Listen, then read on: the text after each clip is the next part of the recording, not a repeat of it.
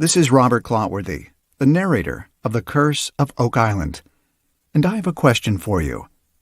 Could it be that you are listening to The Curse of Oak Island and Beyond live stream? This is a top pocket find, mate, for sure. Hey everyone, welcome to the Curse of Oak Island and Beyond live stream. I'm your host, Jeff Freeman, and sitting in the co-host chair tonight is Tom Burns. Tom, hello everybody. So we have the name of our show, The Curse of Oak Island and Beyond, and tonight on Thursday nights we like to step beyond and go into Beyond Oak Island. And as you guys have seen, some of the shows we've had here in the past few Thursday nights, we've had a great time, haven't we, Tom, with some of our guests? Yes, we've had a great time. We did a Sam Bass just a few weeks ago. So that was covered that episode for Sam Bass, and that we had Gypsy, Jules, and Donna McCauley on. That was a fantastic show. It was a lot of fun. Then we had the Riverboat Riches. With Matt Hawley. Yep, with Matt Hawley, absolutely. Mm-hmm. And then we also had the 1715 fleet that we talked about a little bit, and that was Robert Westrick. Yep, he joined us, and that was, again, it was so fun. And tonight, I tell you, this is one of the ones I always say that I've been looking forward to this, but I really have been looking forward to this one. The show was on not this week, but last week, and it was the Peter Easton's Plunder. And I tell you what, Jan and Linda, they work so hard, but Jan went out and she reached out to a couple of the folks that were on the show that are going to come on with us right now. I'm going to bring them on here in just a second here, and they're going to help take us through that show and also some of the other things that they're both working on. So without further ado, let me introduce, we have Scarlett, Janusas, and Bill Smith. Thank you guys for coming. You're welcome. Hi.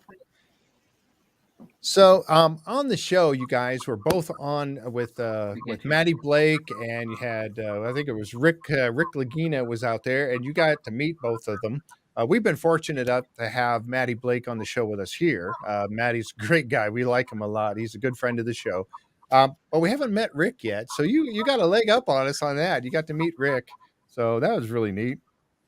But as I do on these shows, I like to get a little bit of background, if I could, just to kind of introduce yourselves to us a little bit. And we'll go ladies first. Scarlett, you are a land and marine archaeologist, and you've got quite a background. Tell us a little bit about how you got started in all this. What spurred your interest to get involved in something like this?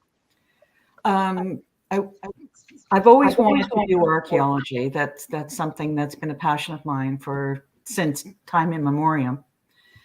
And who are you talking to, Bill? Sorry. Can't you hear us, Bill? Oh, I don't think Bill can hear us.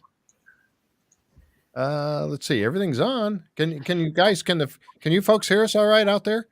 We got quite a few people watching right now, so I don't know if Bill's having a little trouble hearing us. I can send him a quick message. Yeah, let me see. I'll have to send him a message here real quick. Sorry about that, Scarlett. No, not a problem. Cut you off there. Let's see. Oh, yeah, we're still getting a little bit. Or maybe he can't hear us. Yep, I think that's the case, is he can't hear Bill's us. computer is muted, isn't it? No. Oh, it is now. Yep. And he's done that too, and I can't do that. He just messaged me back. He can't hear us. Okay. Oh, boy. Yeah, there is a little bit of feedback. I think we're getting a little bit from... Let's see. Let's see if we can get Bill working here real quick. Sorry, folks. We'll be right here with you in a second. Let's see. I'm going to tell him to log out and log back in. Oh, you got it? No, I just sent him a message. Told him you're working on it. Oh, okay. Let's see here. The audio. He's always been a bit of a troublemaker, by the way, just to let you know that. So. I wonder if the... I don't know if he can see that. I just sent him a message, and I don't know if he can see that or not. Let's see. Is everything okay? Oh, we heard you. Here you go. Can you hear us, Bill? He can't hear us. Nope. Okay, I wonder if he just needs to hit the F3 button on his laptop. Is that what it is, F3? I think it is to increase your volume, yeah. F1, F2, F3 on mine anyway.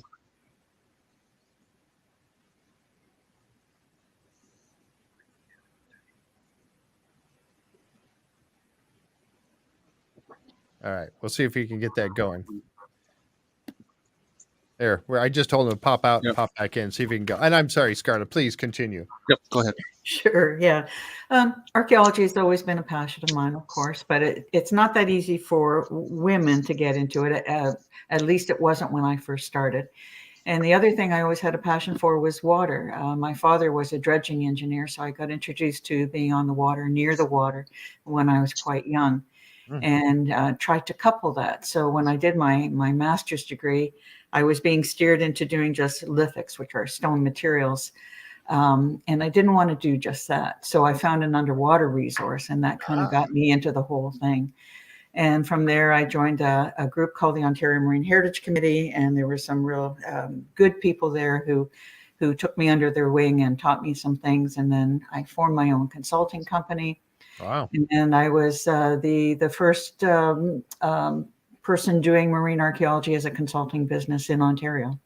Wow. And I continue to do that right now, although I have a bit more competition, sadly. Yeah. So on this particular project, however, I got involved because of a call from one of the producers, Trent Bullard. And he said, are you interested in helping us? And can you get a license in Newfoundland? So that was their sticking issue because they couldn't find somebody who was available to get a license in Newfoundland. And I've done work in Labrador before, so my name was known, which was good. And so I said, well, let me make the inquiry. And I did. I spoke with a provincial archaeologist, and one of his staff actually had worked with me when I was working in Red Bay, Labrador with Parks Canada. So that didn't hurt. And so within about 48 hours, we had the license. And I was pretty last minute on the program. They were scrambling. I don't think they realized they needed someone with a license, right? And then I was originally just supposed to be a consultant on the project. Wasn't supposed to be on the air at all. And they called me before I got on the plane and said, would you entertain possibly being on the film as well? And I said, if you think it adds any value to it, sure. So there you go. A semi-star was born. No, and it definitely does add to the broadcast. Oh, well, thank you. I was surprised that there wasn't more cutting room material of me there, to be quite honest. I figured there'd be very little of me there because I'm not the star. Rick was the star for sure. And Bill, that's his project. It's his passion. And I was just there to assist with the project. Well, I'm certainly glad that they did reach out to you and you came on the show because you did add to the show very much so. Thank you. Well, thank you. I had a lot of fun. They're good people to be with. And in the space of 3 days, it was packed full of a whole bunch of activities. But because we're on a boat for such a long period of time to get from Harbour Grace over to Boline, we got to know each other very, very well. You're trapped in a small space and you get to know people very intimately in that little short piece of time. So I considered them friends, and Bill and I still stay in touch, and Rick stayed in touch for a bit, but he's a busy boy. So they're all good people. Enjoyed myself immensely. Yeah, because they said on the show it was about a 2-hour boat trip across to where you were actually doing the diving. So yeah, and we're not even talking about how many times you get on and off the boat for the filming, right, to get it right. Oh, I suppose, yeah. I was a hindrance to them. I'm not going to lie, because I have a bad knee. I'm waiting for knee surgery, which is one of the reasons I wasn't in the water, because I was supposed to be in the water with them, and I just can't put the weight with the fin on it and the ankle weight and everything else, which is why I brought Alana with me. Alana, okay. So Alana was with you. Okay. I was wondering where she came from. Yeah, no, she's mine. And so she was my eyes and ears in the water because the provincial archaeologist, again, wanted someone to actually be in the water with them. They weren't happy with just being my watching through the Rove video, even though it was live the entire time. And this way she could have reached out and stopped anybody from doing anything that the license didn't permit. Yeah, they wanted somebody down there to actually make sure you don't touch. Exactly, yeah. Yeah. But quite honestly, we had a pre-dive brief as to what they could and couldn't do, and they were very acquiescent with everything. They wanted to do it right, and they were very interested in the approach that we needed to do, and were very respectful of the resource. Yeah. Yep, that's neat. And I just popped up that picture there of Alana McDonald, Yeah. and she did a great job too. And it was really neat. And that was one of the questions I was going to ask you was that, about have you obviously you said in the water, so you've got your dive license as well and all that. So that's so have you done quite a few dives and looking at shipwrecks and things like that? I probably have about 3,500 hours underwater. Yeah. Oh wow, Which is quite a lot, yeah. And like That's I used to be I used to be a dive instructor, so that gets you in the water a lot more as well. Cool. And I've been down diving at Truck Lagoon in Micronesia, which was a fantastic opportunity. That's where the Japanese were bombed their ships and their planes, and so there's a lot of war vessels that are in water there. So very interesting. And then I live in a community where we have a national marine park, so it's easy. And the one summer I worked with Parks Canada in Red Bay, Labrador, I put in about 400 hours just in that one summer alone. I So, was going to ask you about that one. Yeah, that was quite a project too. oh, incredible. It was 1565 Spanish Basque whaling ship that we were working on. I was out there in the fourth year of the project, and we basically dismantled. Like first we drew the wreck in place, then dismantled it, took it up, and there were drafts on aboard our barge, and they drew it again, and then we put the entire wreck back underwater and buried it under a concrete cap. So it's been preserved, because conservation of any materials that you bring up from underwater, incredibly expensive. So you don't want to go that route. If you can avoid a resource underwater, you don't bring it up. An example of that is I was working in the St. Clair River near Sarnia, Ontario, and the client was trying to be proactive, and we'd found a wreck of the Mary Pringle. It was a steamboat, not a steamboat, sorry, a steamship. And what we found was a rudder, and it was about 4 meters long. So the client said, "Can we preserve this?" So I checked it out. It was over $1 million to preserve just the rudder alone.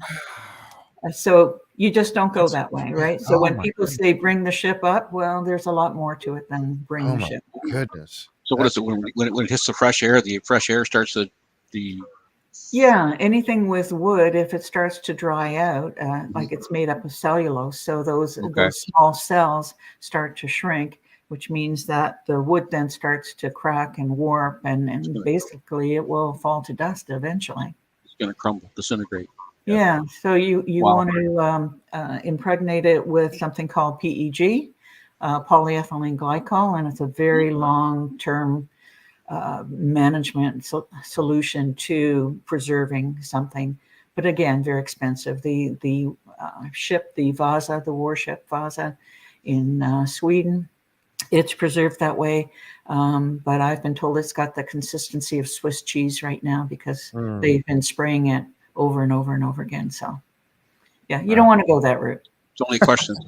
So you put the components of the ship back, and then you put a concrete cap over it? Yeah, Parks Canada did. I did. Oh yeah, well, Parks Canada, but yes, and then they made up a model of the ship as well, not life size, but it's in the Canadian History Museum in Ottawa, in Hull, actually, Quebec. So yeah, so it's very cool. Yeah.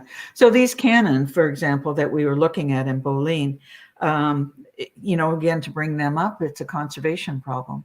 And you could see on some of the footage that we had with the Rove that they were encrusted as well with coralline. Heavily encrusted, yeah. Yeah, you've got to take that off very carefully. Otherwise, some of the metal comes away with it as well. So conservation is a real key issue. But underneath all of that, again, there might have been some identifying marks. And that might have led us to know whether those cannon were French or Spanish or British. So. Yeah, because at the end of the show, you'd mentioned there was basically 3 possibilities here, right? that we know about, Yeah. like the Basque were over there as well, and so they could have done that. You have to remember too, these people, when they captured each other's ships, they would take this stuff and use it. That's what I was going to mention. Yeah. Yeah, sure they would. Yeah. So you could get a mix of the different countries' equipment by the fact that they were captured, and they're going to continue to use them, right? They don't have more to outfit the ship with different cannons. Yeah, one cannon or two cannons is not going to identify a ship for you. Again, it could be they've taken these Spanish cannon and put them on a British ship. There he is. There he is. Bill, can you hear us? Yes, I can. Oh, there you go. We can hear you too. All right, fantastic. Well, I tell you what, God, I'm tired. Scarlett's been doing awesome, telling us about all kinds of interesting stuff. I tell you that, and that's so interesting too. Like I said, Scarlett, because like those cannons that were down there, and we mentioned that this is what we were talking about, Bill, is that those cannons, if that ship is, I'm going to mute you just for a second there, Scarlett. I think we're getting a little feedback. So, those cannons that that you guys spotted down there, if he's got 40 ships. Many of those ships were probably some other country's ships, and thereby they're going to use that equipment that came on that ship. If it wasn't destroyed, they're going to continue to use it. So what you're finding in the water, it might be his, but might have been English or somebody else's, right? Is that kind of the idea? Yeah. Are you talking to me? Yeah. Yes. Yeah. So he went on a bit of a rampage, 1611, 1612, where he was in southwest Ireland, and then he migrated down to the Horn of Africa and came back, and at different points in time, he took ships that were Portuguese, that were Dutch, that were French. So you could have cannons from just about any of those eras, and certainly they would be older. And you might have a combination of larger guns and things like swivel guns as well. So, and then some of those, like one of the cannons that we saw, I'm not sure if Scarlett mentioned, one of them had the side blown out of it. Yes, yeah. It could have come from a battle, but you could have also seen something like that that was used as ballast in one of the ships as well. Oh, okay. Very true. Yeah, that does make a lot of sense. Yeah, I got a picture. Oh, hang on. Okay, hold on. There we go. Scarlett wants to add to that, I think. Yep. Yeah. Am I unmuted? You are. Yep. Yeah, the other possibility too, aside from the ballast, is they may have intentionally destroyed that cannon so that it wouldn't end up in somebody else's hands. Right. So there is that third possibility as well.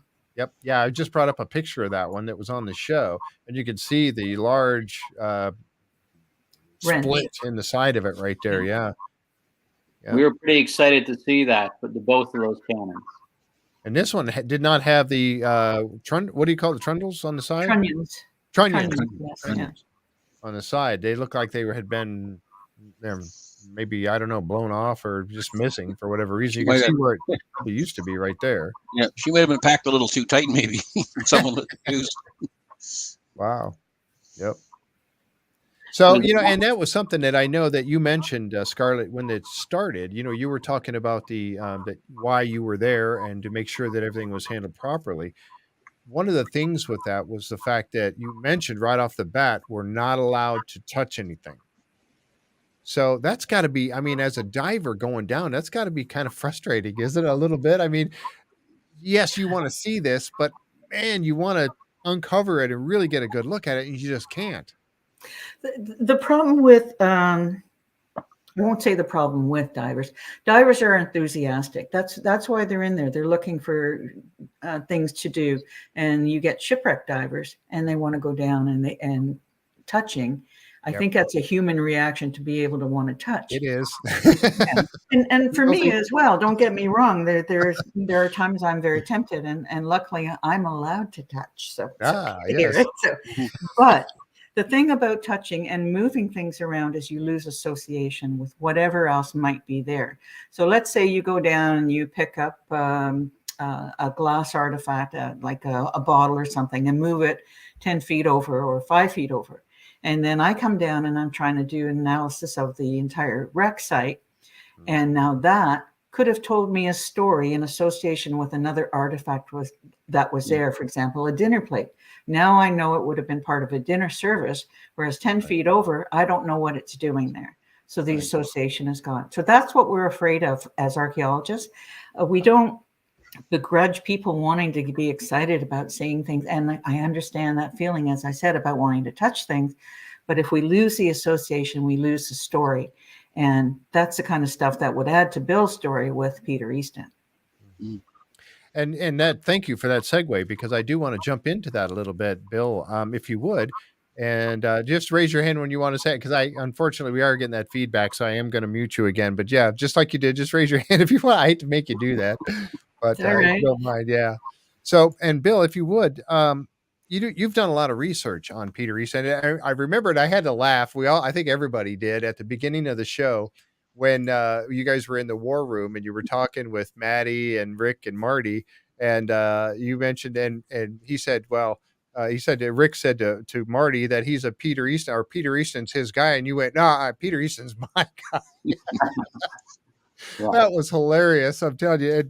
So tell us a little bit about Peter Easton. What got you involved in Peter Easton and looking into the whole privateers and stuff? How did you get started with all this? I'll try and keep it brief. No, go ahead. Marty and I decided that we would share Easton in the end, so we worked it out. So it was a good experience in the war room, and he was quite gracious about that. There's a couple of different things that happened in a remote area of Newfoundland where I grew up. You used to go out on the coastal boats, and you could get on this coastal boat. You'd pay $4 to cross a very treacherous area of water.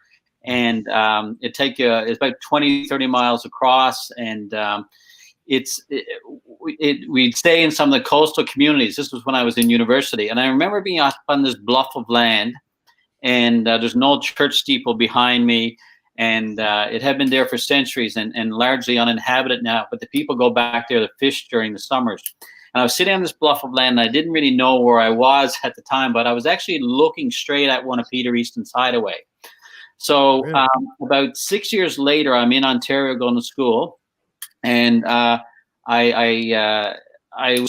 it cost a lot of money to go home to Newfoundland. So for 4 years in a row, I couldn't go home for Christmas, and I was sitting down feeling sorry for myself on the second year there, and my girlfriend's mother at the time gave me a book, and it was called "As Near to Heaven by Sea." They mentioned it in the show.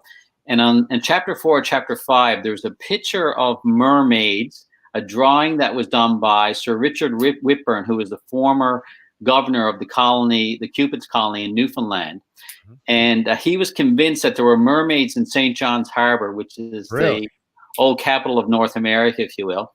And right below it, there was a description of Peter Easton. So I started to read, and I talked about this with Marty and Rick and Maddie and Tony. I realized at that moment that I knew more about Genghis Khan, George Washington, and Peter the Great than I knew about Atlantic Canadian history. And Atlantic Canadian history is fascinating. It's probably the most fascinating history, certainly for me, that exists certainly in North America. And I started reading about Easton, and I realized at that moment where I had been about 6-7 years previous. So I started reading, and then I got hooked, and I haven't stopped. So I've been in archives from Ireland to the British archives, Italy, some in France, and all along the northeastern seaboard. And I probably should have become an archaeologist. And I talked to Scarlett that I still might do some coursework in it, but I haven't stopped in. I thought on the show, I think it said 20, 25 years, but it's actually been 30 years plus now. Wow. Yeah. That's amazing. And that's something too, we talk about, and we've had some of the other folks that have looked into pirate ships and ship treasure that's been sunken. We had Rob Westrick on the show, who was doing research on the 1715 fleet coming up from South America and making its way up. And then 11 of the 12 ships got wrecked on the Florida coastline. We had that with that particular show we had him on, and it's so fascinating because you kind of get drawn into these stories. Yes, there is the treasure to look for. Everybody wants to look for treasure and find treasure, but it's so interesting to be able to get that story, because you get drawn into that. And I know that he drew us right into that story, just like this Peter Easton. Now, I had heard of Peter Easton. You and Marty were very, drawn into him a long time ago. I really didn't know that much about him, and now I'm really intrigued. And that's the beauty of these shows like this, that you can share this with us now. How did they? Go ahead. Sorry.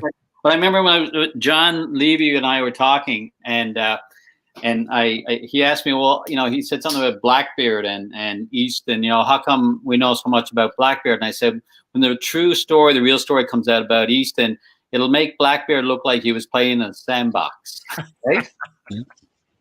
Yeah, but you know what? That's the one you hear. You hear about, Blackbeard. You don't hear. I mean, Peter Easton. Yes, like I said, I've heard about him, but I've heard his name. Well, yeah, he was a pirate, but I didn't. Honestly, you hear about. Yeah. Well, I mean, just to Bill's point, I mean, I live here in Atlantic Canada too. I'd heard of Easton, but until I saw this show, I had no idea. Mm-hmm. So now I'm reading about Easton. Yeah, and to know that he was up there in your neck of the woods, up there in Newfoundland. Is it Newfoundland? I want to make sure I say that correctly. Newfoundland. I had no idea, and now you've taken us to places up there as well. And that's where you live. You live up in that area. Is that where you're from? So I grew up in Placentia Bay, Newfoundland. It's an hour outside of St. John's, the capital. But now I live on the south shore of Nova Scotia, just outside of Mahone Bay and Lunenburg, where they keep So it's kind of an interesting story, because I actually knew Dan Blankenship quite well for about 20 plus years. And actually, if I make, it's okay if I jump in and just tell a little story? Yes, please. So so one of the things that was really exciting for me, when you learn any type of discipline, you learn just about everything there is to know about it. So I've read and have a collection, ostensibly the best pirate collection probably in Atlantic Canada. And I got to reading about another pirate that I'm not going to mention him on the show, but I put him in Atlantic Canada 2 years after he was killed in the Caribbean. And so I went down and met Dan Blankenship. And Dan invited me down to the island a dozen times, but I was always too busy, with work and stuff. But I showed up this one time, and Dan said, "Oh, you're finally here to look at the island." I said, "Dan," I said, "listen, I love you, but I'm not here to talk about Oak Island." I said, "I've got my own quest in Newfoundland." And I said, "I need to know the Coles Notes version of what to look for markings." And he gave me a university degree in about 3 hours. Wow. And so I went down to Newfoundland, and I got dropped off in an island chain on a boat about 5 hours offshore. And I kayaked in, and I got caught in the worst storm you could ever imagine. Wow. And my friend thought that we were washed away. So he came back and got me the other day, the day after, because he wasn't supposed to come back for 2 days. But we found some beautiful old iron markings that were about this high up out of the rock face. They were triangulated at the top, and they had notches out of them. And I didn't have anything with me that I could go looking for. But right where this old folklore tale said there should be a treasure, I found all the markings, and I haven't been back since. And so when I started thinking about it then, is that there's a lot of links between the folk. He froze on us. Relative to what actually took place in, the British Archive records. And that's what I've been doing with Easton ever since. Wow. That's fascinating. And it's, it's neat to dig into that. And so how did and that's how you met Tony Sampson also, right? I heard that you mentioned it quickly or briefly on the show that you met him. Yeah.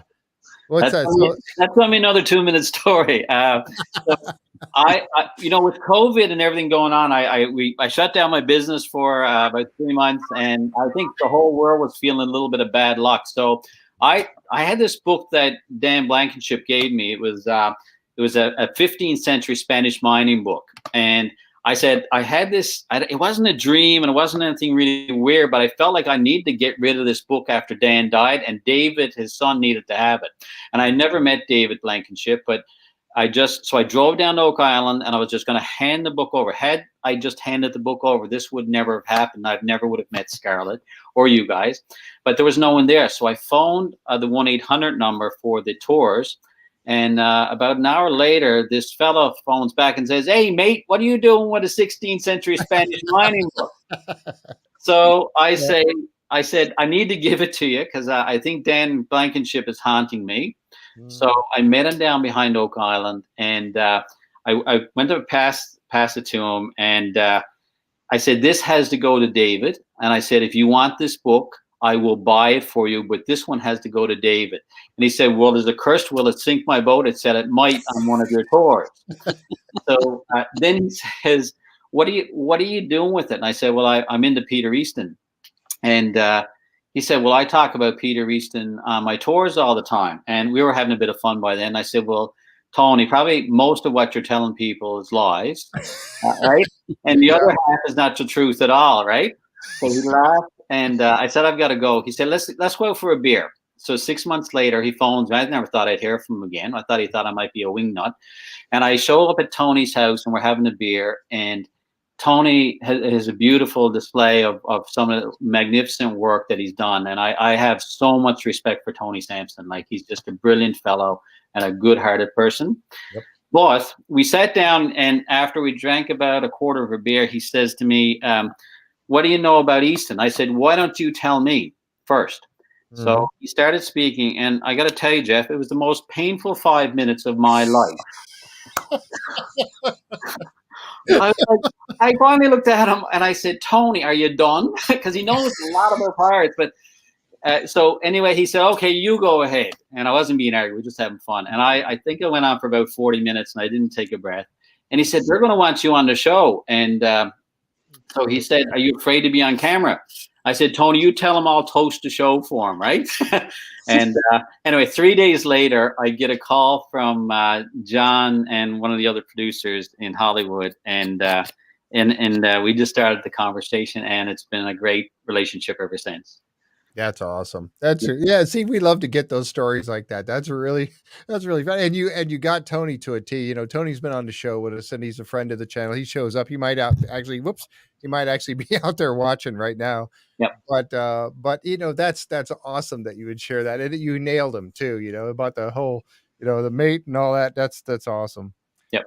So, you know, bringing you on to the show like that, you know, with your knowledge and your background. So you corrected Tony on some of the misnomers that he had about it. And that's you know, going into your extensive knowledge on it, that is what brought you onto the show. So tell us a little bit about Easton. So, you know, we got a little bit of an introduction to him as the show rolled along. I had no idea the man had amassed, you know, 40 ships or thereabouts and 1,500 men, something like that. And he got started. He was just just got into the Navy, I guess, right, to begin with, and made his way up really quick. What can you tell us about that? How he got started? Scarlett, did you want to add anything in? I'm just taking over here. No, are we okay? No, you keep going, Billy. You're doing fine. We don't want you to get bored over there now. So yeah. Okay. Yeah, I still want to tell the story about Scarlett and I getting locked in the car. Oh, you got to tell that story too. Got a note right here. We're not getting away without telling. No, he's got it written down. We won't forget. So Easton, as they talked to in the story, with the introduction, Easton, there's not a lot known about his early military career. We know when he ended up in Newfoundland and Queen Elizabeth passing away, and James, ratifying a peace with Spain, that about 35,000 British sailors were laid off. They were out of work. So he's in Newfoundland, and I guess he had to create his own employment. What's interesting is that he disappears from the historical record for about 5 years. It depends on which source you look at, but 3 to 5 years. And then he ends up on a pirate ship, actually a Danish pirate ship, in about, it was a 1607. And then there was about a year later, there was an attempt on the Spanish fleet that was coming back, but it was thwarted. And I believe he was testing the waters then. So I've been researching that for a bit. And then there was a group of pirates that were actually in the northern part of Africa around Tunis. And a lot of these pirates, one in particular named Bishop, he pretty much escaped and made his way back to Southern Ireland. So Easton wasn't the first pirate admiral. The real first pirate admiral was a guy named Richard Bishop. And within about a year or so, him being in southwest Ireland, and there's some really fanciful place names like Skull and the Baltimore in Southern Ireland, and that's where these guys were as an outpost. And what happened was Bishop decided to retire. So when he retired, then Easton took over, and it was almost like there was a bit of a double cross with what was promised for an amnesty for Bishop. And I think Easton got a little bit upset about it. And so within about 6 months of that, and I've made extensive lists of narratives of the ships that he took, but he took about 17 ships. Wow. And I would say somewhere around the summer of 1611, 1610, 1611, he had somewhere between 40 ships and 2,000 men under his command. Wow. And there were some rumblings that the British Navy were planning. He was actually, there was a spy. There's a lot of spy and intrigue in this. There was the British Navy was planning to do something. So actually, Peter Easton set out 3 captains at a time, sent them out on their own. He divided up his group. And so then he was with 2 other captains within his Admiralty fleet. And he ended up going down to this Horn of Africa. I mean, there was 1 2-month period where I think they intercepted a ship that was laden with salmon. And then the next ship they had was laden with wine. So they basically had salmon and wine to eat for about 2 months.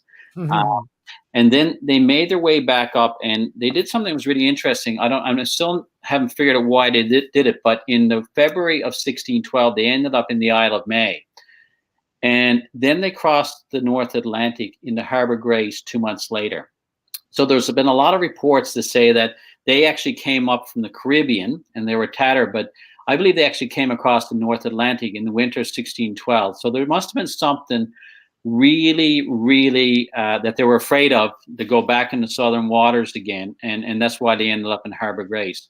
So when they went into Harbour Grace, they had 4 ships that were tattered, and that's when they met the 3 French fast ships. Now the story always goes in the Harbour Grace area that the Bass ships came out to meet them, and St. Malo actually sunk. It may have sunk off the rocks.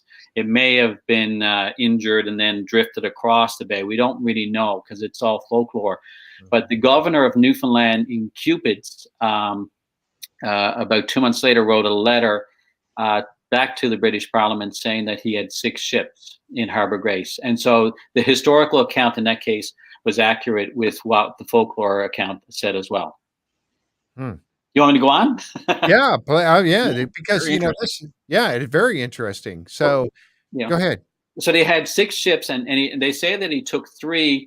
Went out around a place called Trinity Bay, and they said they took every 3rd or 5th man and provisions, and then they came back, and then they came down towards St. John's, captured John Guy, who I think was the governor of the colony at the time, held him captive for a while, let him go, and he requested that a pardon be issued. So John Guy sent an envoy across.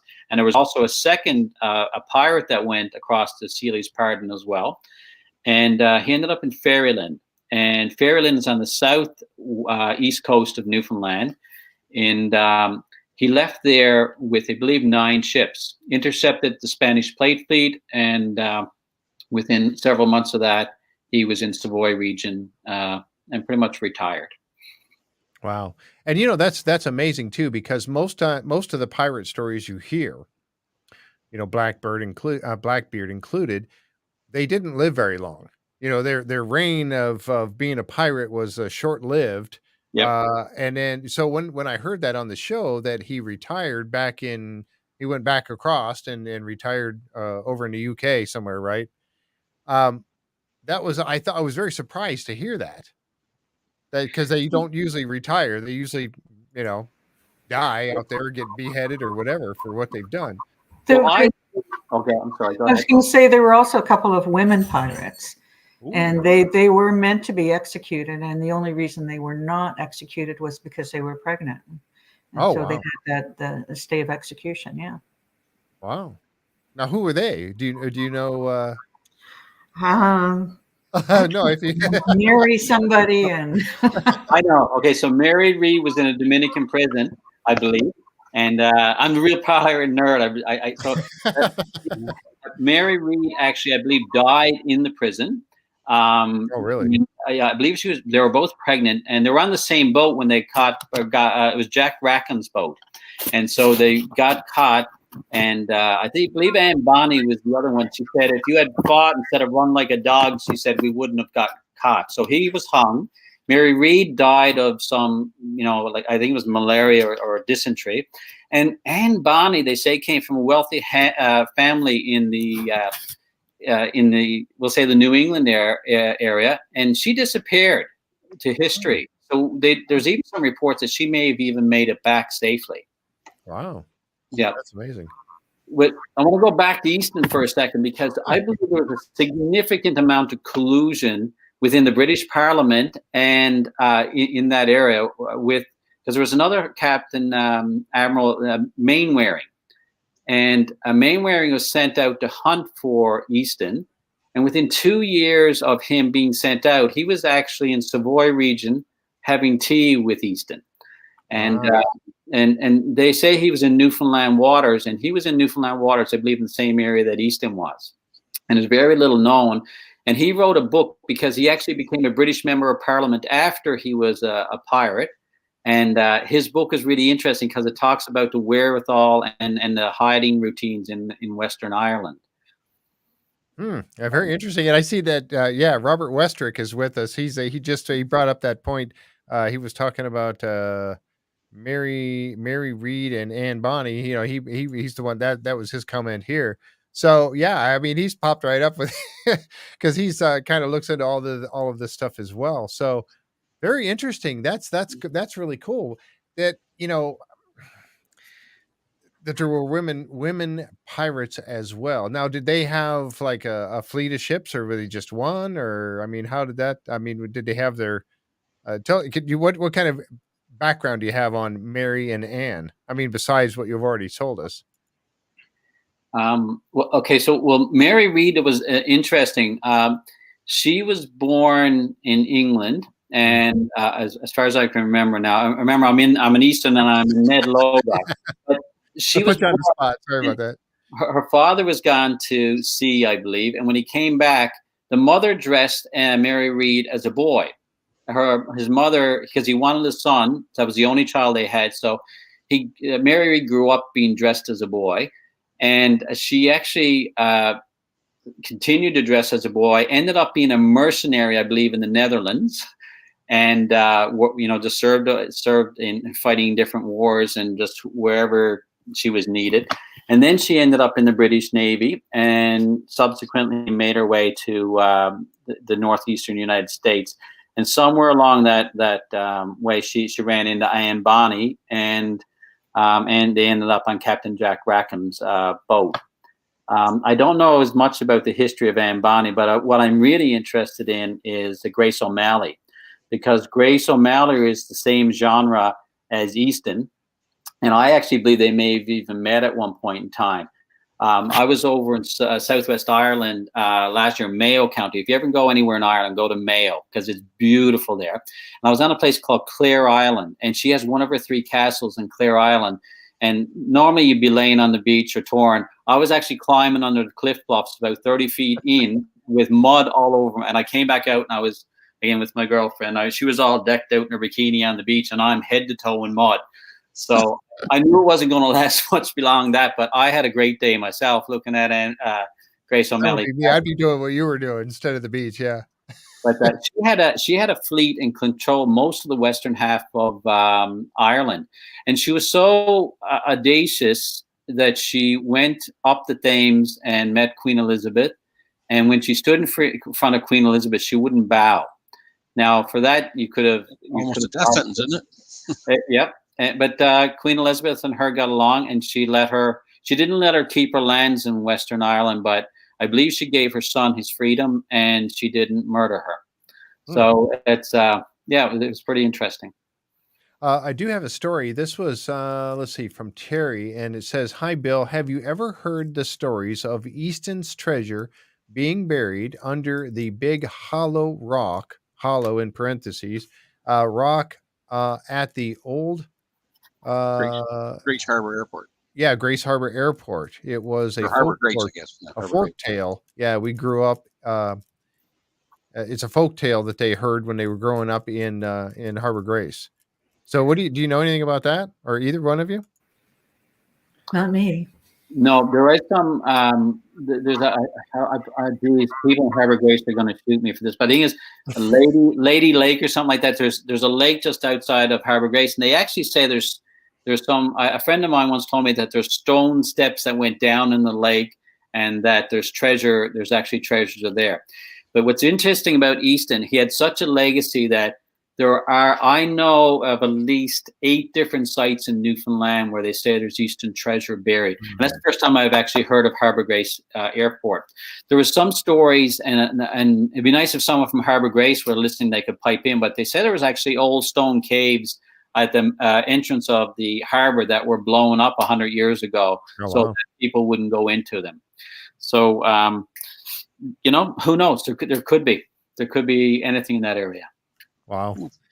Yeah, and because that's this thing that so many of them had a lot of wealth, and they didn't want to keep that all in one place. So, we hear the tales of them, burying stuff here and there in different spots. Yeah. So have you decided? I mean, have you thought about going and searching? You'd have to go back. Obviously, if you're living down in Mahone Bay area, you'd have to go back. I mean, have you thought about going to look for any of this stuff, getting a metal detector and heading out? So you, first of all, from the archaeology point of view, because one of my new best friends is an archaeologist, and I would have to say that I'm just wondering who that is, Bill. Yeah. Are you cheating on me? Oh. So I might have.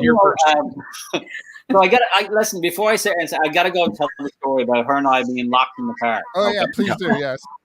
So we're on our first day of filming, and we were driven. I've never had a driver in my life, so we had a driver, and Scarlett and we ended up in the back seat of this one SUV, and we're driving there. And so I wasn't. I've been I do a lot of different things in my life, but I've never thought I'd be called a treasure hunter, right? I did this out of pure interest, reading and researching. So I didn't realize that there was a bit of between archaeologists and treasure hunters, there's a bit of a balancing act. So here I'm in the back seat of a car with a very experienced, knowledgeable, gifted archaeologist, and I'm newly found treasure hunter. So we were driving down, and we just started talking, and it was absolutely lovely. I have to say it was lovely. And then we get down to the marina, and the driver wasn't sure if we were in the right place. So he gets out, goes down the marina, and he's down there for what seems like forever talking to the guys, and the door's locked. And we couldn't get out, and it's like plus 27, 28 degrees. And I said the Scarlett, because it was still a bit formal between us. And I said, "Geez, you wouldn't treat your dog like this." And we both started to laugh, and that was it. And then it was like, I don't know, Scarlett, you might have a different. It was a great icebreaker, yeah. So yeah, I got us out, by the way. Just want you to know that. Oh, okay. Well, did you have to climb over the seat and open it up? No, I just flipped a switch. Oh, okay. I think we were enjoying the conversation too much and got distracted. That's what it was. Yeah. So. Yeah, I can see that. So, I would have been still in the car.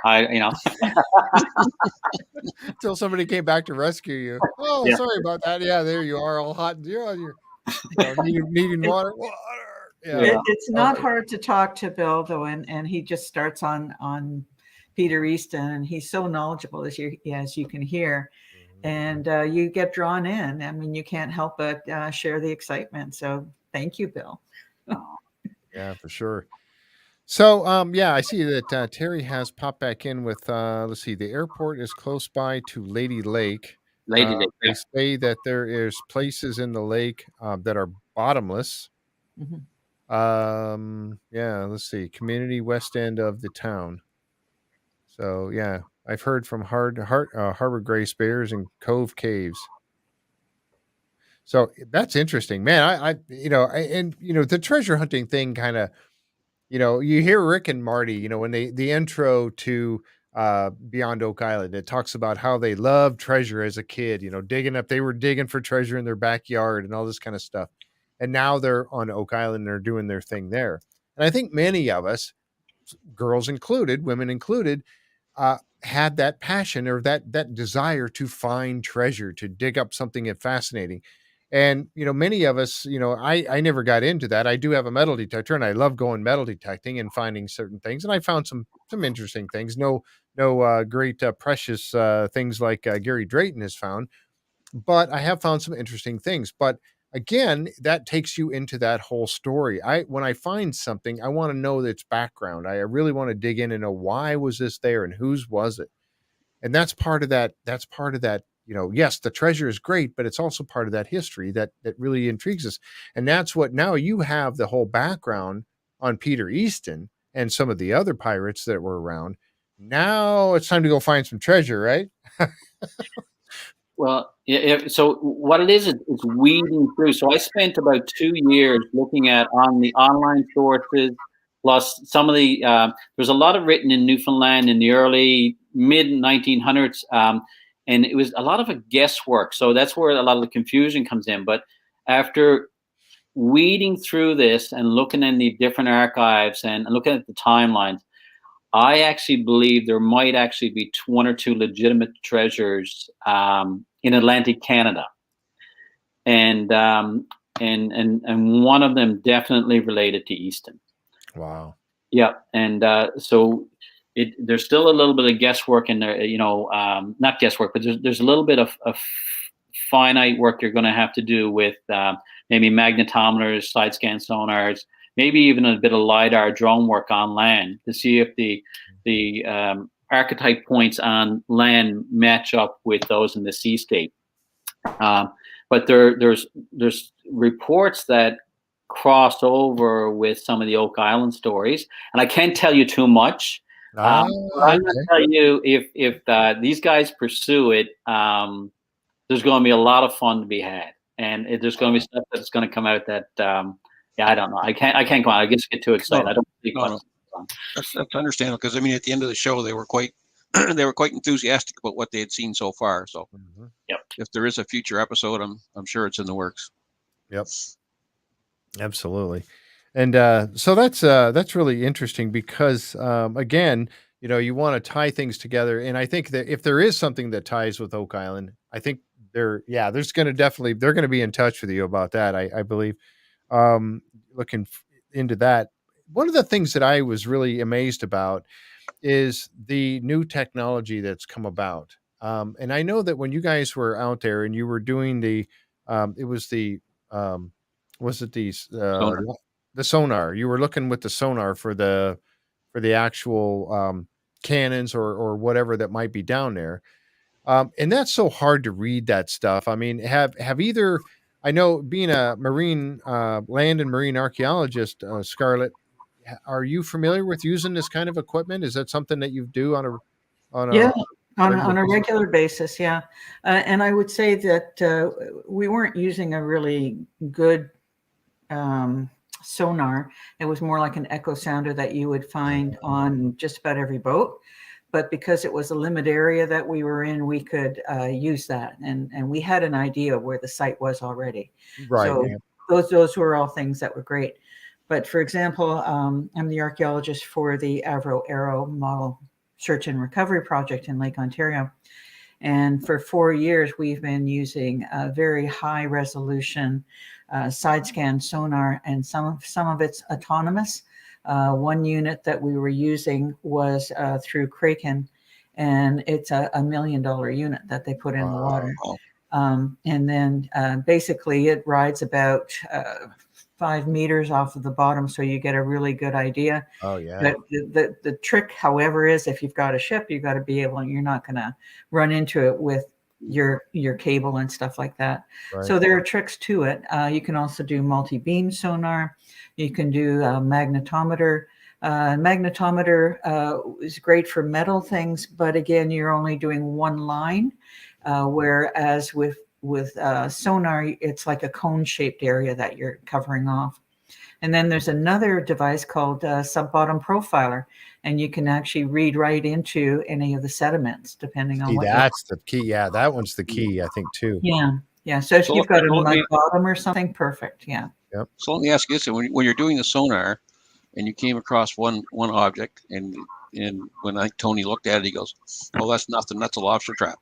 Mm-hmm. Well, how would you know it's a lobster trap and not a treasure chest? Well, he's very familiar with lobster traps, so he'd seen lots of them already on Sounder, so he was familiar with that shape. And often you may not recognize, as you say, what it might be. So what you do is you do something called ground truthing. So you would put the ROV down with a camera, look at the target, and then you go, oh yeah, okay, that's a rock, or that's a lobster trap. So now you have a recognition point. So when you go up and you're just looking at the screen and you come across something like that again, you go, oh yeah, that's a rock, that's a lobster trap. Yeah. So that new technology that they've come out with is really cool. And it adds so much more to the search before you actually put bodies in the water. And I was really impressed by the ROV, or putting that in there. That water that you were up in that area was so clear, and that's something that we're not used to seeing when we watch on Oak Island and some other shows. Even some of the stuff where Robert Westrick was doing off the coast of Florida down there. The water where you guys were diving, or where they were diving, Tony and them, was so clear. I mean, is that pretty indicative of the water up in that area all the time, or no? No. Oh, if you've got storm surge or something like that, or if you've had a storm 3, 4, 5 days before you got there, then you're not going to see anything. Visibility could be practically nothing. So we really were very fortunate in terms of the conditions that we had, both on the surface where it was pretty calm, and with the visibility. We were fortunate. Yeah. And I see where the sea urchins had pretty much cleaned the kelp out for you too. So yeah, there were a lot of those, but as you got a little further down, it changed from sea urchins to a lot of starfish. So it was very pretty. Oh, really? Wow. Yeah.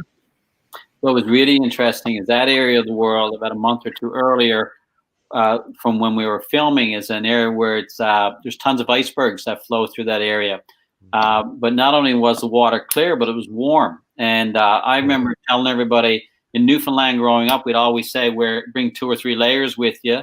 And here I had to eat my words, because we're out in T-shirts getting burnt up with no sunscreen.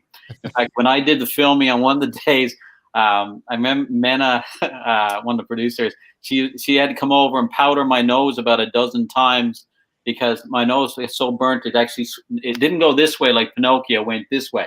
Oh wow. Yeah, we got burnt up. We got burnt up pretty bad down there. But it looked like a pretty calm day up there. Yeah. Tony, I believe, said he hadn't seen it that common, I think, in the Caribbean a couple of times when he was down there. So it was quite beautiful. Yeah. Yeah. It really added to the whole project. That's for sure. Yeah. How long were they? You talked about the fact that you were out there for a couple of days. I mean, you didn't just spend one day on the water, right? There was a couple of days that you were out there. Yeah. The first day was just survey work, and then the second day was putting divers in.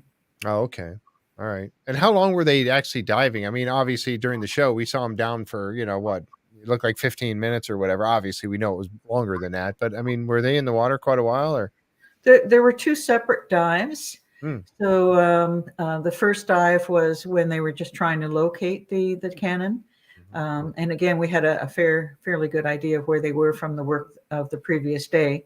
Right. So that didn't take a long time to locate them.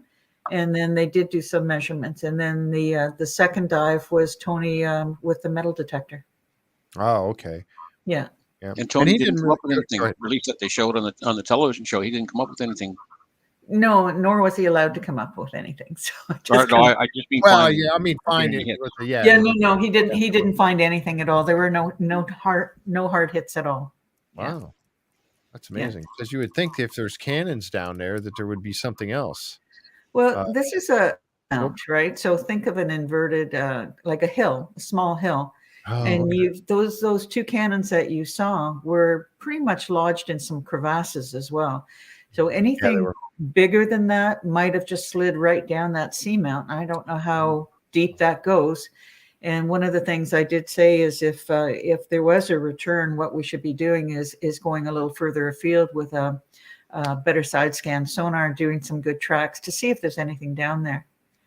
Yeah, throw in a couple of storms and the odd iceberg, and there's not going to be much left up there, is there?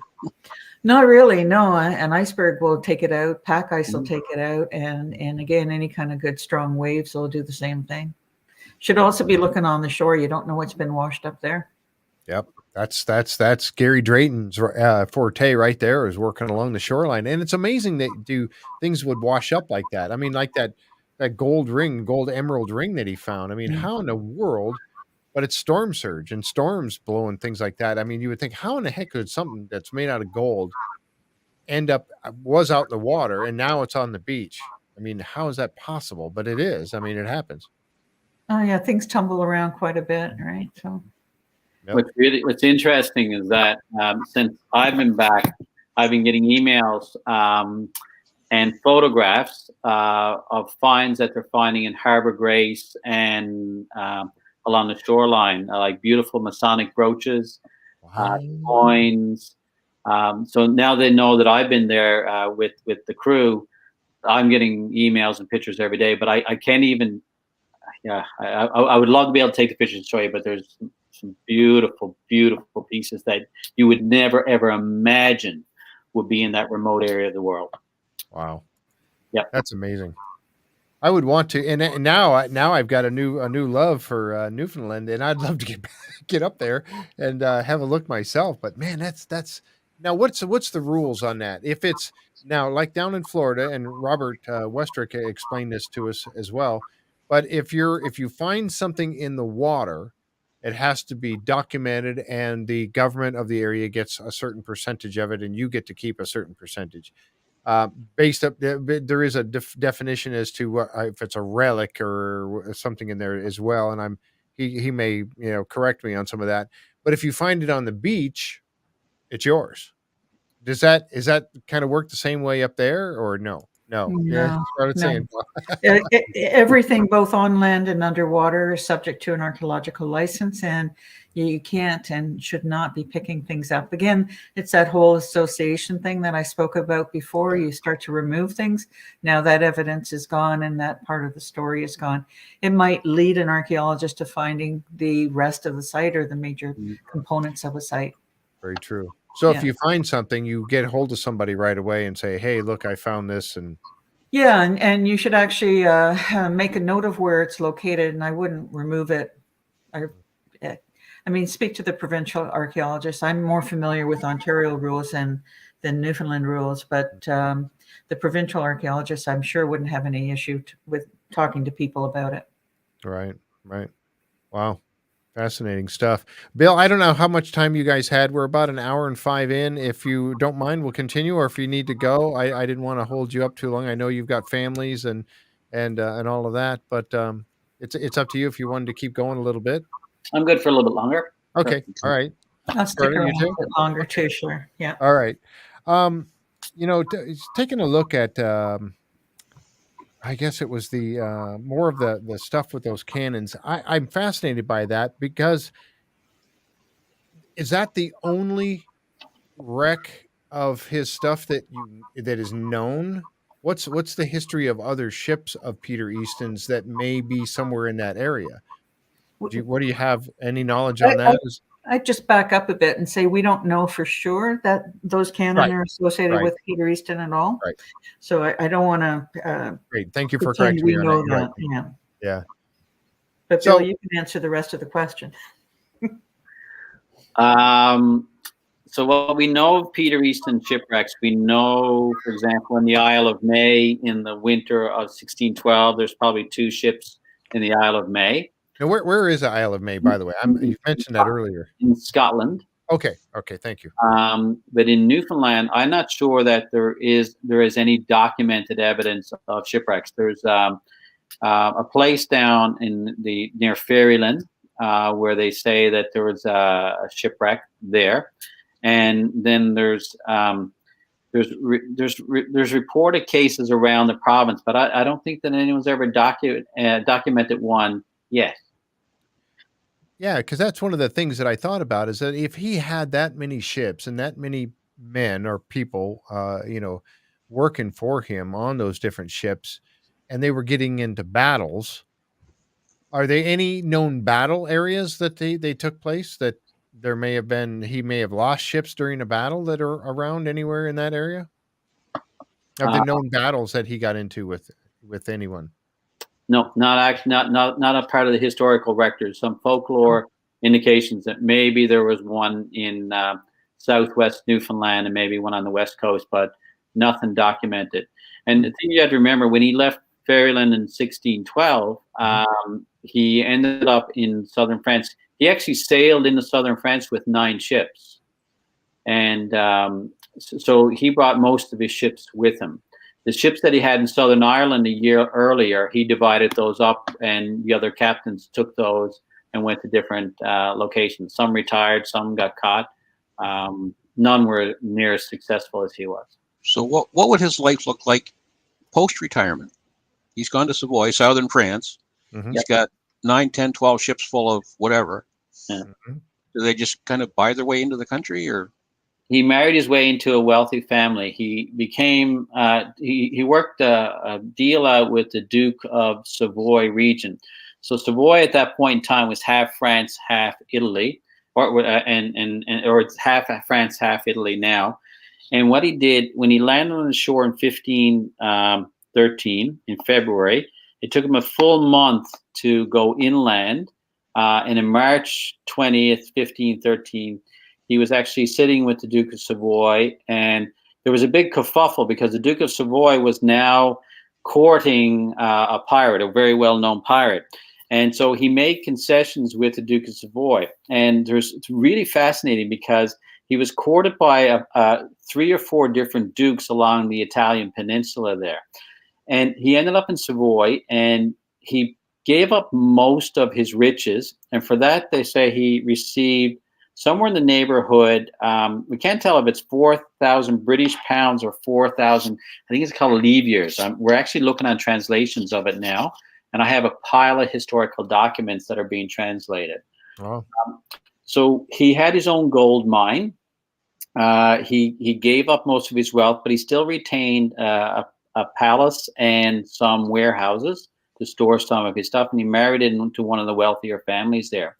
For a while, he worked for the Duke of Savoy. He was known as a marksman. He would take out the main mast in ships that he went to battle with. So he worked for the Duke of Savoy against the Turks for a while. And then he pretty much went in, he retired in the history. They say, I forgot, about a year after he was in Savoy region, he actually got shot by a harquebus, which is it's a gun about this big. It has a large round end on it. It looks like it looks like a trumpet, like a blunderbuss. Oh, he froze. Oh, I hope he comes back. At the time, oh, there he is. He was laid up for a while. He was incapacitated, but he stayed in that general region for quite some time. Some of the historical records seem to end around 1620, but I have reason to believe that he lived a bit longer than that, and I'll know once my translations are complete. Interesting. That's quite the retirement. Yeah, yeah, it is. Yeah. What's interesting is that when we look at what's happened with Oak Island, I remember very early on, I didn't get involved in it at all. And I remember talking to Dan Blankenship about 8 years ago. You know, when you talk about pirates that had the capability to do work, if there was a dig that had to occur in Oak Island, he had captured at least 3 Spanish ships. He commanded at least 2,000 men. he had his own gold mine, and I haven't been able to locate that yet. Although I'm working with a geologist in the province of Nova Scotia, we're looking at old abandoned gold mines that would have existed in Eastern Canada, because it's very unlikely he would have owned a gold mine anywhere in England or Ireland at the time. So he had the capability to do mining as well, and he was a British military officer. So I keep watching the Oak Island shows, and I talked a little bit about this with Rick and Maddie when we were there, and actually Tony over a few beer. But he's probably the only one of all the pirates that I know of that could have done what they've done in Oak Island. Yeah, and there were gold mines, and there were many gold mines around Nova Scotia too. Yeah.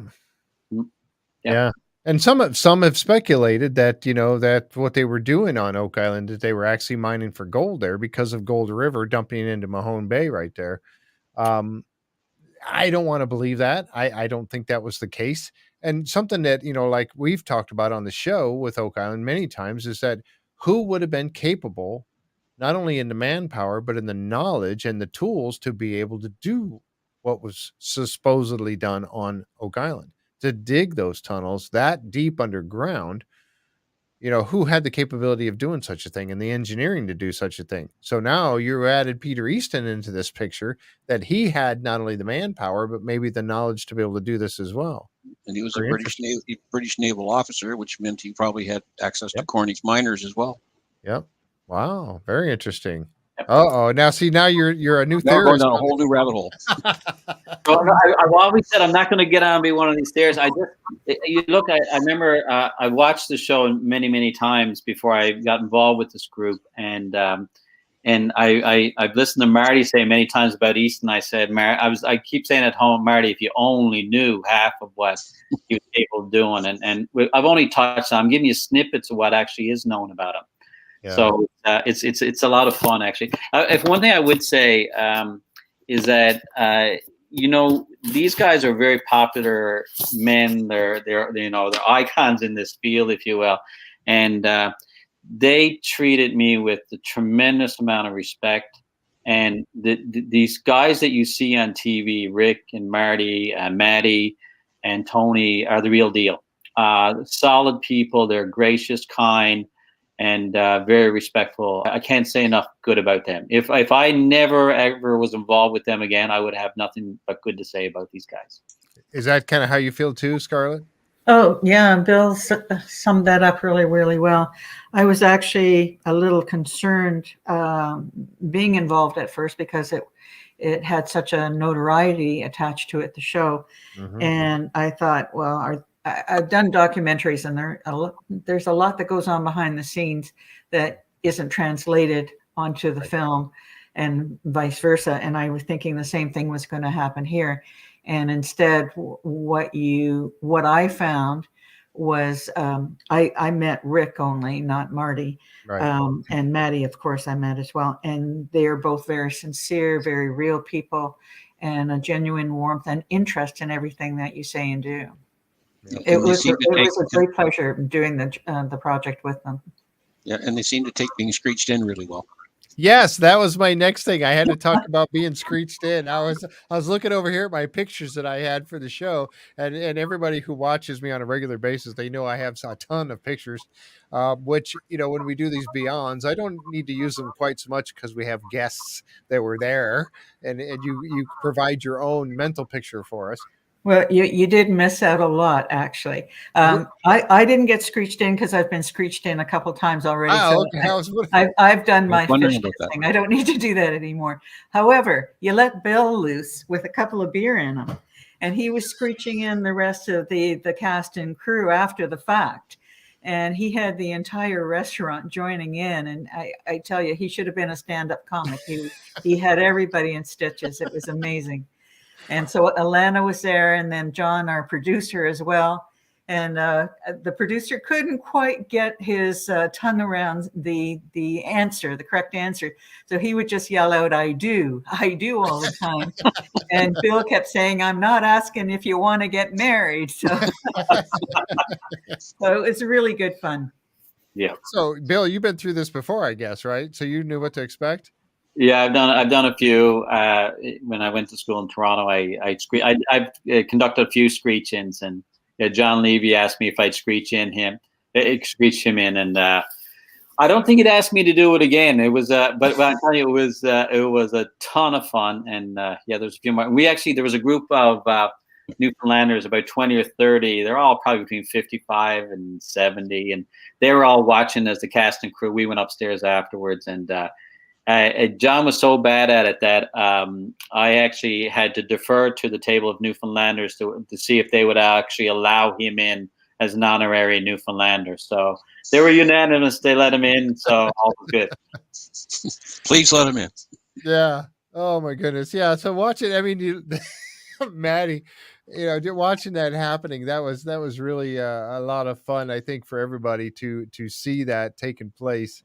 But so this is a tradition. Is it just in this particular place, or is it a tradition up there all over? It's a tradition all over Newfoundland, and wherever you see Newfoundlanders. And actually, there's two different ways of doing it. You either it changes from place to place. Sometimes they'll make you stand in seaweed. Sometimes so it's supposed to go Indida is me o kakanlang me big jib drop. And if you don't say it correctly, you have to drink a shot of screech, and then you have to say it again. So sometimes it gets more difficult with each subsequent Passover. So I feel like Maddie and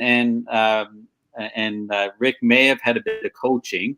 So they got it right on the first go around. But I was going to say, how many tries did they go? Okay, yeah. Yeah, I was wondering about that because Rick nailed it the first trip around. Yeah. Yeah, I think Maddie went home with the fish. He was pretty. Yeah, but looking at the that looks like a pretty passionate kiss right there. Yeah. And what you don't see around is that the bar was full of people, and pretty passionate. And Rick turned around and thanked everyone in the bar afterwards, and and it was really warm. It was really fun. It was a lot of fun. And that's something that you both have mentioned here, and that is what we have come to know by watching The Curse of Oak Island for the last 9 seasons, and then watching Beyond Oak Island and all the drilling downs with Maddie Blake. You feel like you really get to know who they are, and you're seeing the show and everything through their eyes. And that's something that we've talked about. People have said, there's been people obviously in the groups or whatever, and you catch different comments being made, people saying, oh, they plant these things that Gary finds and they do this and it's nothing's real there. It's all been, faked or whatever. And I have to look at those people and just, obviously you haven't really watched the show, because if you had, you would realize that and this is my belief, and I've got it played back to me by folks like yourself and every other person that I've talked to who has been on the show has said the same thing, that they are men of integrity. There is no planting. Yes, they might find something, wait till the cameras are always there, but they want to get the actual reaction of them finding this for the first time and get that on film. So they don't plant things. They don't rehearse things or whatever, or try to set things up like that. It's all, it's done with integrity. And that's the beauty of it. And that's what draws us into loving the show and caring about the people that are doing this. And you guys just alluded to that as well. If I could just say something, when we were having a meal at that same restaurant, Rick is a personality, so he's known, and there were people lining up to get his autograph, and he was so kind. He would stand up, look at the person, ask them some questions before he signed anything for them. Like, he wanted genuinely to get to know these people first. Yeah. And that really, it touches you when you see somebody who's genuine, because I've seen other people in my many years who just, basically toss people aside and right. It's all about them. And that's not the way it is. Right. Yeah. I was very, very, I came on board not knowing exactly what was going to go on. I hadn't seen the show, I'll be honest. And Rick actually said that was a good thing. I came in unbiased. Very true. Yeah, Maddie was a little disappointed. He said, we're in 76 countries. And I'm going, okay. and I have, however, since looked at the show, to be fair. But I was also expecting them to challenge me in terms of the license that I had for the site and what they could and couldn't do. And that never happened. So again, very respectful. Rick and I had many discussions about how treasure hunters and archaeologists maybe could sort of meet in the middle. And it's worth discussing for sure. And actually, right after I came off that, I went into a symposium and gave a talk about it. So about the possibility of everybody contributing in some way and then respecting each other in terms of what their abilities bring to the table. Mm-hmm. Well, that's very true and that's one of the things that we've mentioned about what they're doing on Oak Island. Now they're running into an issue that they had this last season, and ongoing into, they're going to begin filming season 10 here really soon. And it's the fact that they are trying to do this the right way. They have Laird Niven out there, and they've had him there for several years now. They're trying to make sure that they do this the right way. They don't want to just go do a massive dig. And I have to be nice towards Robert Dunfield. I used to refer to him as Dunfield the Destroyer because of what he just tore up. But he had a plan. He had a limited amount of time, and he did have a way about going on about things. He did document some stuff. But that's the thing about Rick and Marty and the team is they try to document everything and keep it as much as they can, taking pictures, taking GPS, taking coordinates on everything. It's really they do. I think they do a pretty good job with this. You do hear Marty has mentioned, you heard him on the show saying, "Oh, the dreaded archaeologist," but they brought them out for the reason because they wanted to see and help document everything properly. Now they've run into the issue with some of the areas of the island being cordoned off that they can't search for because of the artifacts that were found. You're right, though. Yeah, that's exactly what you're saying. Is there needs to be that medium between them where they can work together because they can benefit one another in this search. Yeah, well, certainly avocationals and amateurs have resources both in terms of time and money where archaeologists don't. I mean, I have to have my projects funded, and it's very rare that you ever have enough money to do something great. Yep. So like even this little sort of glimpse into Peter Easton was great. We would never have been able to do it without the support of this production. The Arrow project was totally privately funded, and there were millions of dollars spent on that. And we did recover a model, and it's sitting in the Museum of Space and Aviation in Ottawa. But again, none of this would have happened unless there was cooperation between archaeologists and the avocational groups.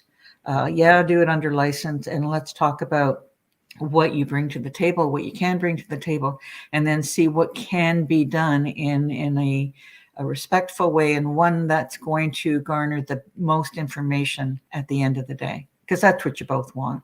Exactly. It truly is. It truly is. Wow. So I tell you what, this has been fascinating. And there was a few questions that kind of went by. I know there was one that's probably going to throw out there to Bill from Robot, and he asked about a particular Levasseur.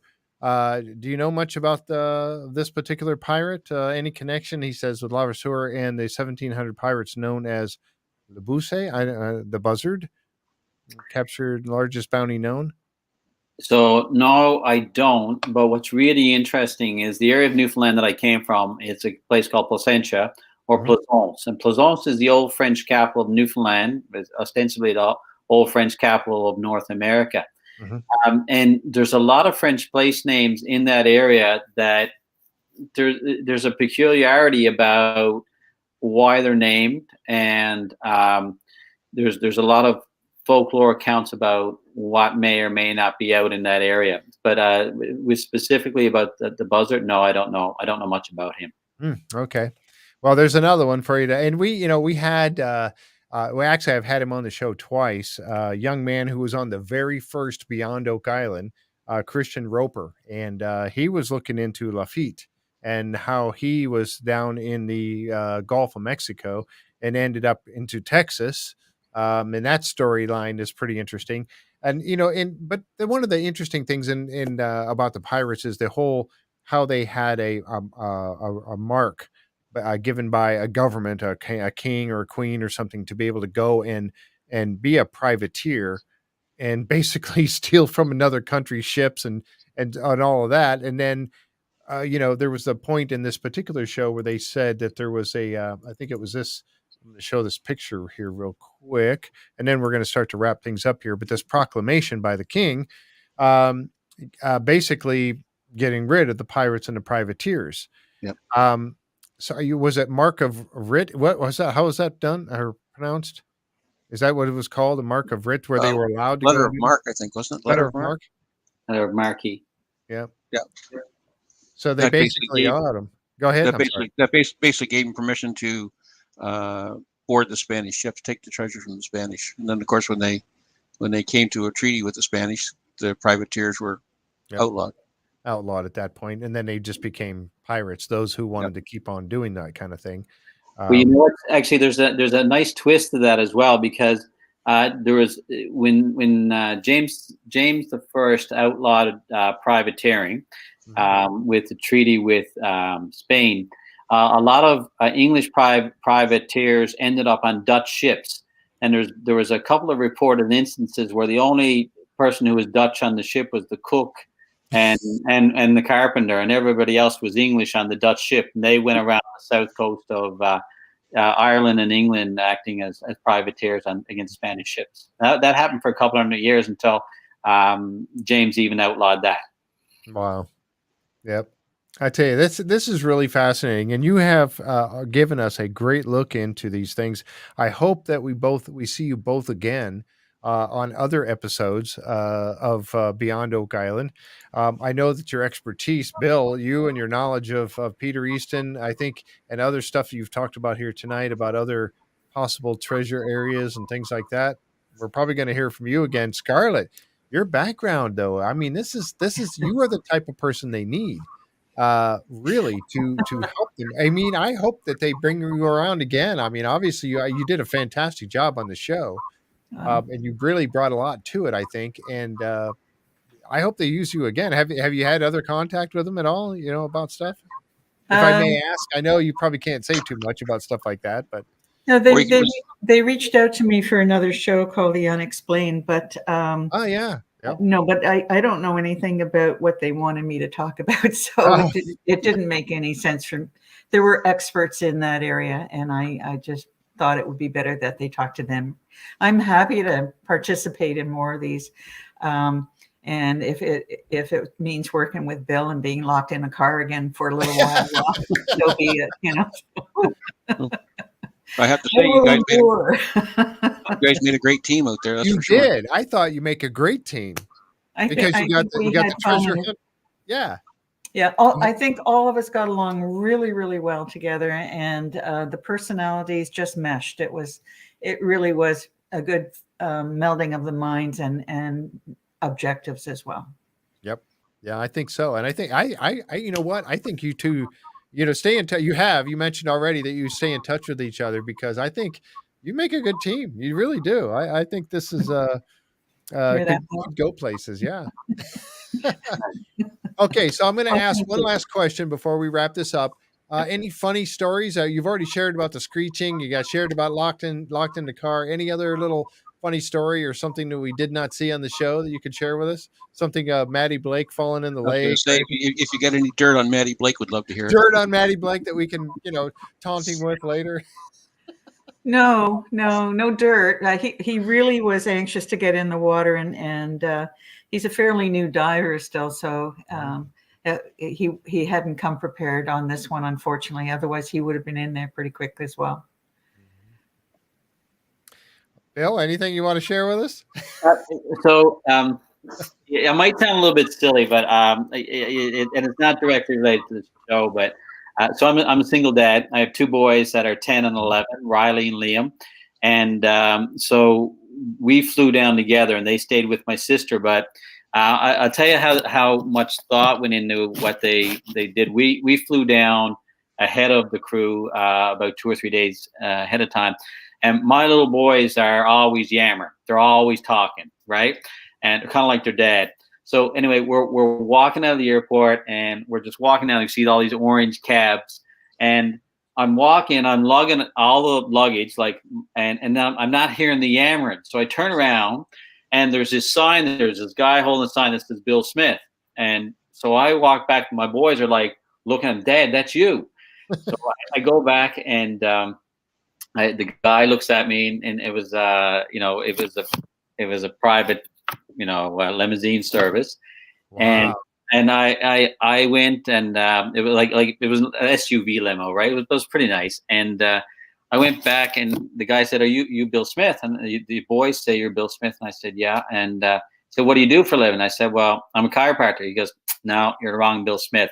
So I turn around, I start walking back down towards the orange cabs, and I mean, wasn't one of my shinier moments. And about 10 seconds later, I went, "Wait a minute." So I walked back. I said, "You with the production?" He goes, "You're the right Bill Smith." So with that, and I can't help it. It was planned this way. This gentleman bent over, and he picked up my boys' luggage from them, and he opened the door for my two boys and let my sons in the car. And they were just looking at me like, "Dad, is this okay?" Get in the car, and then he comes and gets mine, and I think they were really blown away by it. And then we dropped the boys off, my sister, and the guy asked me, he says, "Bill, can I have your autograph?" And the boys were there, and for them, they were just, you could tell that was an experience for them that they won't forget. So, and the fact that they put enough forethought into making that happen was just a special moment. So yeah, I guess that's really cool. That Yep. really is. Yeah, and that, like I said, that means a lot to hear stories like that about this show, and about, because we really love the show, and we really think that it's based with really good people, and that just amplifies that, to us all, I think, and that's really cool. And you're right, they'll carry that on. Dad's a superstar now, and so is Scarlett. I mean, you both are. You're world renowned now, because this show is seen in 57 countries or something like that. So there you go. You're both world renowned. Well, I tell you, I would say the entire cast and crew were incredible, and not just the stars, but the entire cast and crew. We were treated royally, as Bill said. Yeah, that's great. It really is.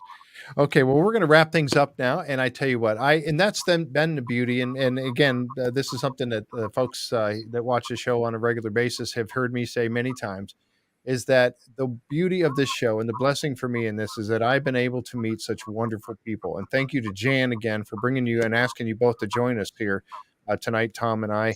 And I said that I've been able to meet such wonderful people, such as yourselves.